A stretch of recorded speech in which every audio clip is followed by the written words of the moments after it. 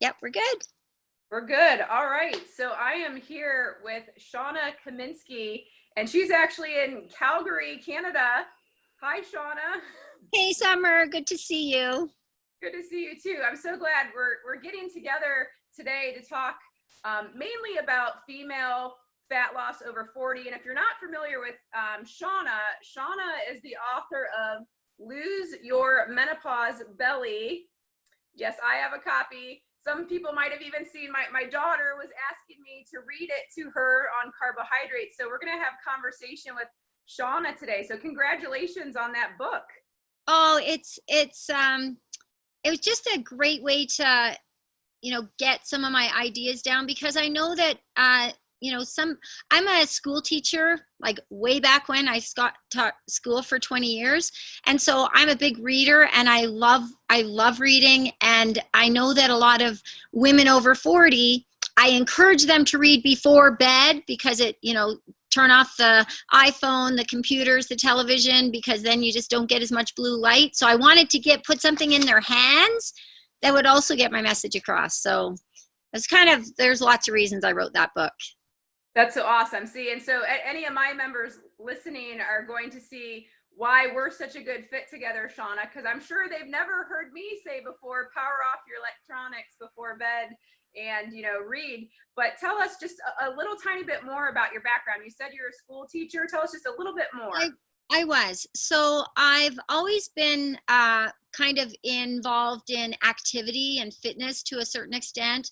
I was a school teacher for about 20 years, and all during that time, everyone was saying, hey, can you put me on a program? Can you train me? And so it just came to the point where I decided to, put away my chalk brush and chalk and pick up fitness kind of more full time. So I started a small group training studio, and then I started a fitness boot camp that's still running. And so that was 14 years ago. My fitness boot camp has been running for 10 years, and I have some of the same members from my small group training to my fitness boot camp.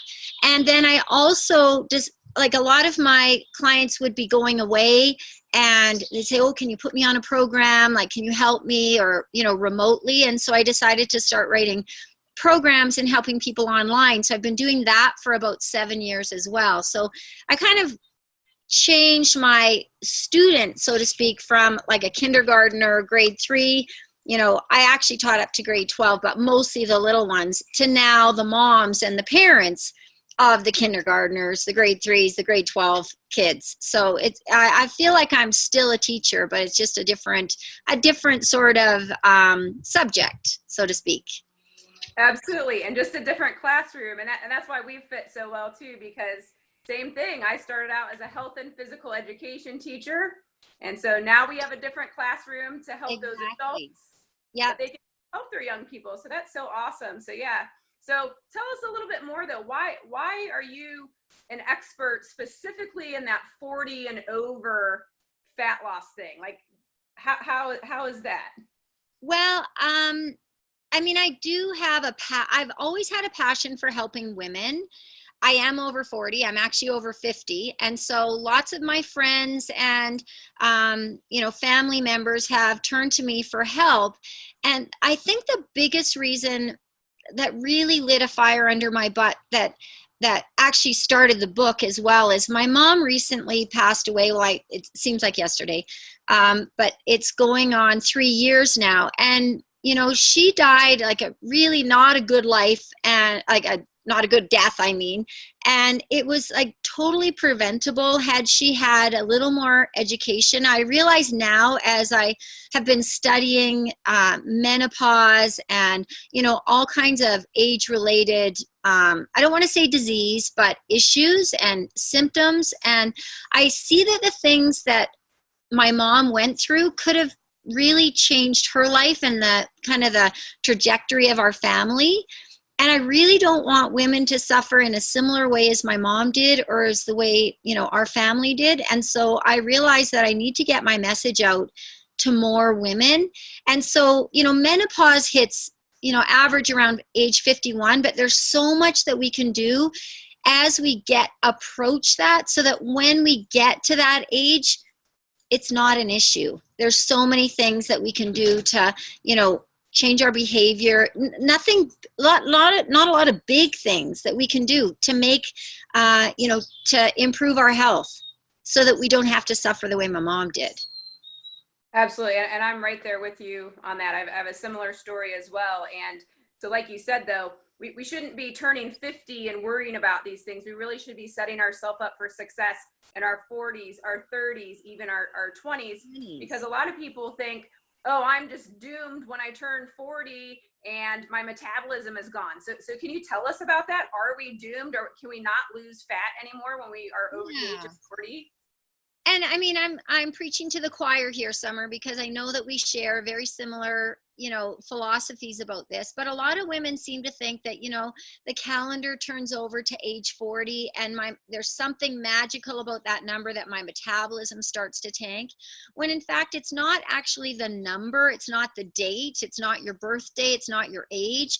It more has to do with lifestyle and body composition. So typically what happens as women age is we tend to get a little bit more sedentary, and so we change our body composition. And if we're lucky enough to weigh the same weight, our composition has changed. So let's say we might be 150 pounds.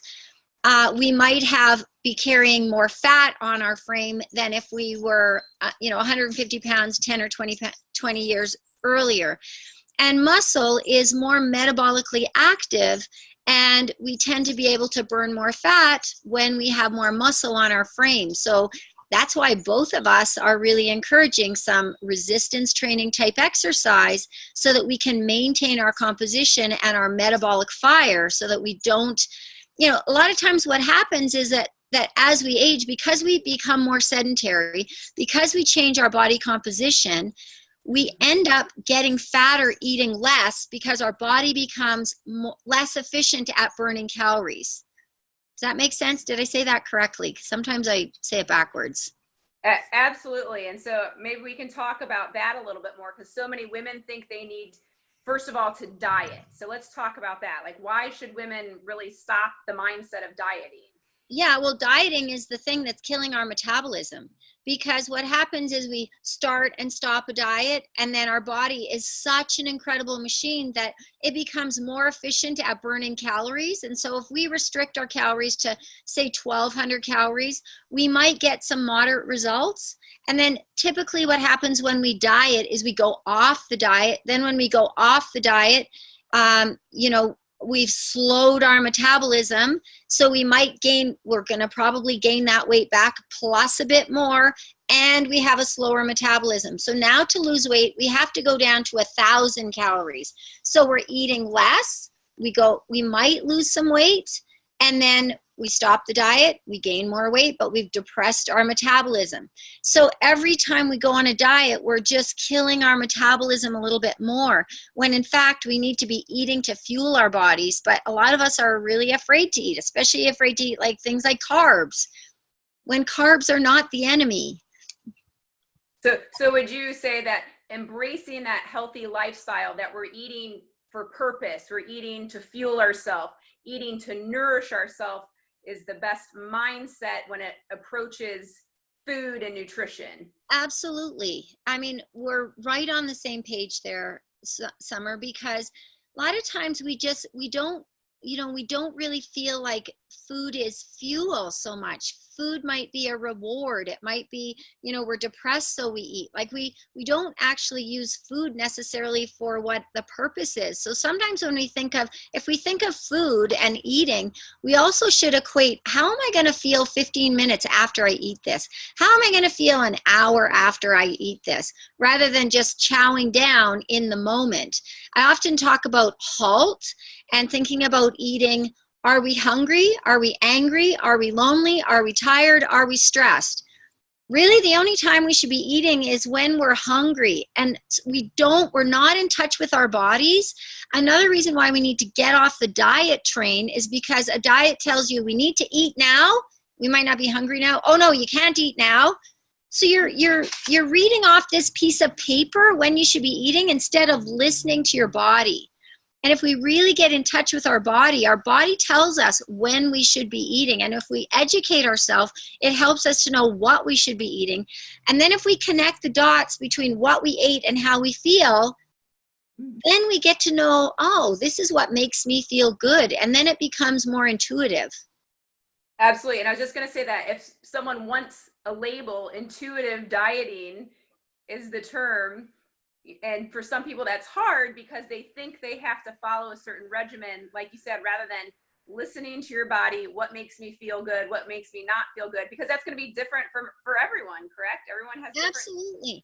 I mean, there are some, facts. I mean, if I'm going to eat Doritos, I'd be lying to myself if I feel great. I just ate a pound of Doritos and, ice cream and this and that. I feel fantastic. Well, probably not. Maybe you need to change your definition of fantastic, because there are some, nutrition facts and, rules that we do have to follow, but they're actually a lot more simple than I understand why people are confused. There's so much out there, so much marketing, labeling, mislabeling that makes it difficult. But if you eat whole foods, vegetables, fruits, even whole grains, not all of us are celiac or need to cut back on all grains because there's some healthy ones. I'm not big on cutting out an entire food group or macro just because everyone says we should be gluten-free. Not everyone needs to be, right? But I mean, if we're both on the same page in terms of if we're listening to our body, it will tell us what we need and when we need it. Absolutely. So let's go for a different direction for a minute from food, but exercise. What is the worst exercise that women partake in that they think is going to help them lose fat?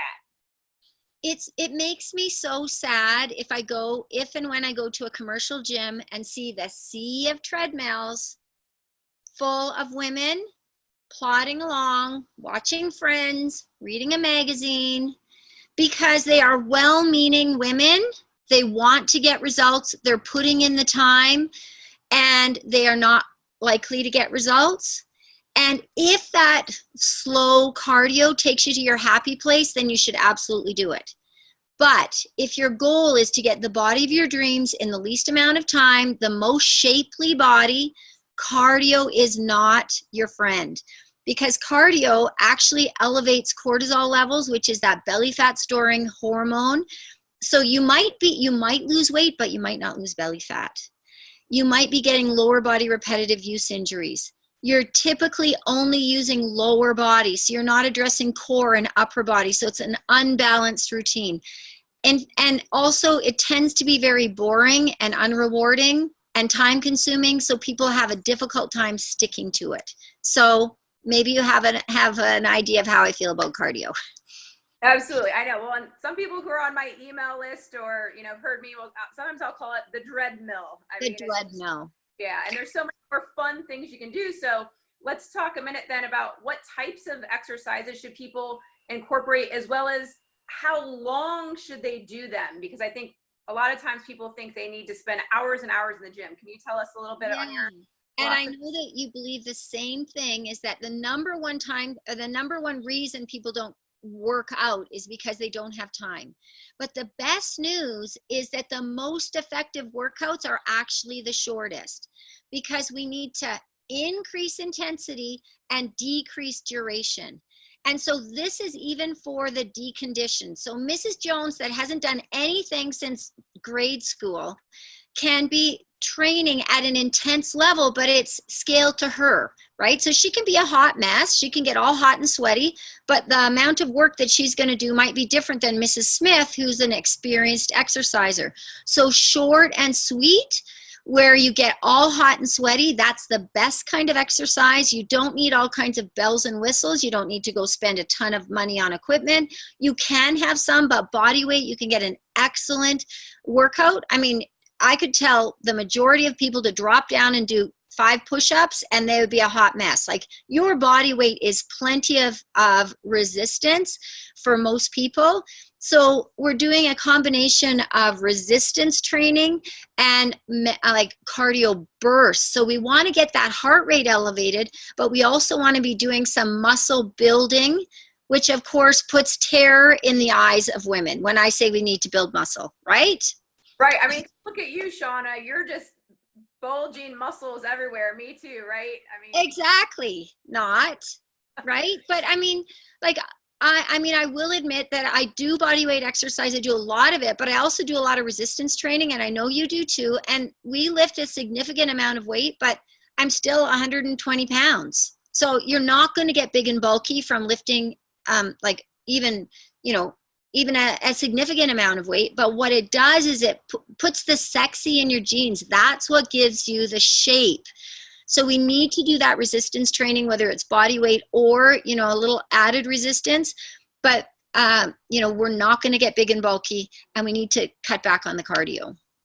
absolutely. And so, since we're talking mainly to the 40 and over crowd too, as we age, we're going to lose muscle mass. It's called sarcopenia. And so we need to make sure we're doing things to combat that, to increase our metabolism, to prevent things like osteoporosis. So yeah, we shouldn't be exercising in chairs and taking it easy. We need to be active and moving and lifting weights outside of our comfort zone, right? Absolutely. Yes. Yes, absolutely. That, the muscle wasting is real, you know. And the thing is like I said, a lot of people are fooled because they'll get on the scale, and like I said, if they're lucky enough to maintain their weight, their composition has changed. Now, most people will not be the same weight when they're 40 as when they're 30 as when they're 20, because even if you added 1 pound a year, that's 20 pounds by the time you get to the age of 40, like say from 20 to 40. That's going to change your shape, you know. Absolutely. And most people will probably gain more than 1 pound a year. And the trouble is that 1 pound a year is likely the composition that you're not wanting. It's, you know, it's the fat. It's not the muscle tone that we're looking for. So rather than saying muscle mass, I try to say muscle tone, so we don't scare off the ladies. And that's such a good point, that we really can't compare our weight on the scale from our 20s, 30s, 40s, because our bodies do change. And so if we are maintaining our weight, we should be excited about that as women over 40, and recognize, like you said, assess the body composition. Don't get hung up on the scale, because if you gained 3 pounds of muscle, right, and only lost 1 pound of fat, You well, still, then you might have gained weight on the scale, and women get so hung up on that. exactly, because the scale is just only one measurement of, you know, what's going on in your body, and not even the best measurement. So the best measurements are a combination of using the scale, using a measuring tape, using the mirror, which is horrible because women are the worst and most judgmental, but the way your clothes fit, you know, all those, like a combination of those things. It's difficult to be objective with yourself. And so sometimes the scale is the most objective. It's the most cruel. I do encourage women to weigh themselves daily if they can detach the, you know, the evil from, like, just neutralize the scale. If they can use the scale just as a measure of connecting the dots. What did I have for dinner? What is my weight? What's going on with that? You know, oh, I had a lot of sodium. My weight is up. Oh, I bet it's water. Or, oh, you know what? I missed dinner. I didn't eat well. I was on a flight and I just went to bed hungry. Oh, my weight is down. Oh, you know, like just connecting those dots, because you don't gain and lose a pound or 2 pounds overnight, no matter what those sales pages say. Right? But if we can, you know, neutralize the scale and use it just for connecting the dots of what's going on in our life and what's happening, then it kind of objectifies a bit. But I have clients that I just say, do not get on the scale, because for many of us, it's just a head game. So it's just like, we need to throw it out. Yep, that mind. Well, we've got about 5 more minutes with Shawna here. I want to make 2 things I want to make sure that I ask Shawna is, Tell us a little bit though about stress, because especially women, aging, and as we go through different phases in life, like why is stress so important to be aware of in our fat loss journey? Just like, I don't know if I talked about sleep, but I think I did mention cortisol. Cortisol is that belly fat. Oh, I mentioned it in relation to long, slow cardio. Cortisol is that belly fat storing hormone that when we're chronically stressed or chronically sleep deprived, our body elevates those cortisol levels. And so with elevated cortisol, it makes it nearly impossible to lose weight, especially belly fat. So you can literally sleep your way thin when you take care of your sleep requirements. And I know that women, especially in their 50s, are like, well, I wish I could sleep. It becomes an issue. But a lot of times when we take care, I have a client who, we've just made small lifestyle hacks and her sleep quality has improved and she's lost like 2 inches off her waist. So even if you are right in the throes of menopause and you're having sleep disturbances because of hot flashes or, other menopausal related symptoms, by increasing sleep quality or quantity, you can decrease cortisol levels. By decreasing stress, you can decrease those cortisol levels, and that helps to get rid of that belly fat. So women are super, super sensitive to stress, and those cortisol levels really elevate. And we are the sandwich generation right now. We're taking care of kids. We're taking care of elderly parents. When do we take care of ourselves? So I always encourage women to, carve out, 10 minutes even a day for self-care to reduce those stress levels makes a remarkable difference. Absolutely. Absolutely. I'm so glad to hear you talk about stress and sleep, because as you mentioned earlier, electronics, today people aren't getting good quality sleep, and we really should have a set bedtime and a set wake up time. That structure in sleep is one of the things our body needs. Yeah, we need different types of exercise. Yeah. We need and sleep. So that leads me to tell me about your 5-second rule, as well as your 10-minute rule that guarantee fat loss success. And any of my friends listening, some of this might sound like deja vu to them. Excellent. See, we're sharing a brain here. You're in Ohio and I'm in Canada. If I've lost my keys, Summer, I'm going to text you because you might have them. You might have the brain that day. Okay, the 5-second rule. I love Mel Robbins. She's got a book by the name of the 5-second rule. And I use it for women to remind themselves. Okay, let me just tell you about the 5-second rule quickly from Mel Robbins. She says that when you count, and there's studies that show this, that when you count backwards from 5 to 1, if you have an impulse and count backwards from 5 to 1 and then just get up and go, it doesn't give your brain time to make an excuse not to do something. So you might have an impulse, hey, I really should work out. 5, 4, 3, 2, 1, get up and either start working out or do it. Otherwise, your brain will be like, you know what? I should do the dishes. I didn't take anything out for supper. Oh, I've got to go do the laundry. And then the workout is lost. So a lot of times just acting on those impulses to make healthy change is the best thing. I have a client that says, I use the 5-second rule for meal prep. She was at the end of her day, she finished dinner, she's like, oh, I don't want to prep my meals for tomorrow. She used the 5-second rule to be just like, get off the couch and go do it. And then her day the next day is better prepared. So using the 5-second rule is brilliant for making those healthy changes, especially in the beginning when you need to break the inertia. Now, the 10-minute rule, I have to give credit to my wonderful longstanding client, Judy, who has kind of introduced me to it, that she uses it, and I steal it all the time. The 10-minute rule is for when you don't feel like working out, you make a deal with yourself, I'm just going to do something for 10 minutes. More than likely, you'll finish your workout. My workouts are short. They're between 15 and 20 minutes.